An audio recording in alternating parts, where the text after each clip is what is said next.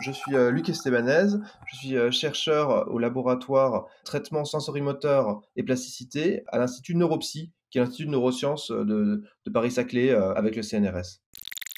Donc le cerveau connecté, c'est un concept en fait un tout petit peu flou, un tout petit peu trop large à mon goût.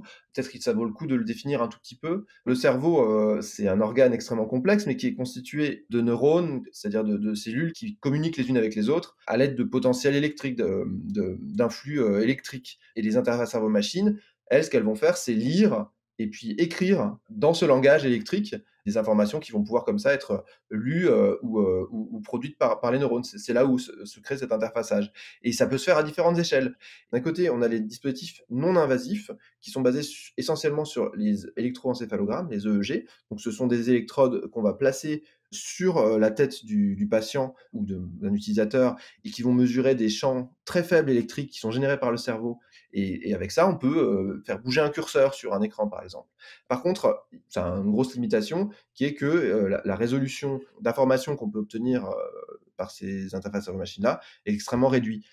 Les interfaces invasives, elles essayent de répondre à ce problème-là en allant au plus près des neurones, donc en ouvrant la boîte crânienne, en faisant une chirurgie, etc. Donc ça devient quelque chose de beaucoup plus sérieux, qui doit être, qui ne peut être fait juste pour un amusement, bien sûr. Mais par contre, là, on va avoir accès à la richesse incroyable de l'activité des milliards de neurones qui sont présents dans le cerveau. Et donc, d'un seul coup, ben, on peut espérer piloter, par exemple, non plus un curseur, mais tout un bras, avec toutes ses articulations, toute sa complexité. Voilà, on a accès à beaucoup plus de complexité. Les interfaces cerveau-machine, actuellement, elles ont assez peu d'applications, je veux dire, parce que justement, elles ont des limitations techniques qui font qu'on ne peut pas aller très très loin avec elles. Mais actuellement, on s'en sert finalement pour faire des jeux. On peut citer le Mindflex, par exemple, voilà, qui permet de piloter une petite balle avec son cerveau. Donc ça, c'est merveilleux. Ou pour, par exemple, suivre le sommeil, pour suivre les états du sommeil, le sommeil profond, etc.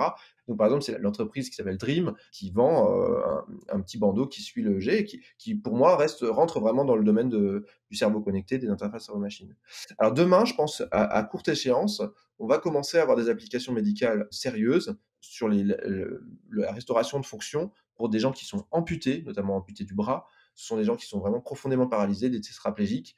Kinatech, qui est un consortium notamment du CEA à Grenoble, développe une interface cerveau-machine invasive chez l'humain et qui permettrait de piloter tout un exosquelette pour des gens qui sont, par exemple, tétraplégiques, qui sont complètement paralysés. Et ça, c'est un investissement public français qui est très intéressant également.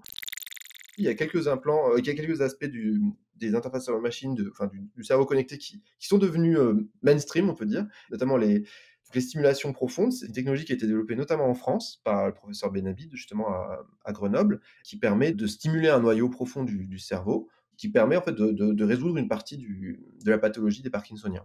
Après, c'est vrai qu'il y a d'autres maladies neurodégénératives qui pourraient à long terme bénéficier de dispositifs de type cerveau connecté, et notamment des maladies où on perd la capacité à créer de la mémoire de court terme. Il y a aussi des dispositifs qui sont très intéressants, qui sont plus ou moins mûrs pour contrôler l'épilepsie, où on va avoir une lecture en temps réel de l'activité électrique du cerveau et on va bloquer le foyer épileptique quand on commence à détecter le déclenchement d'une secousse épileptique.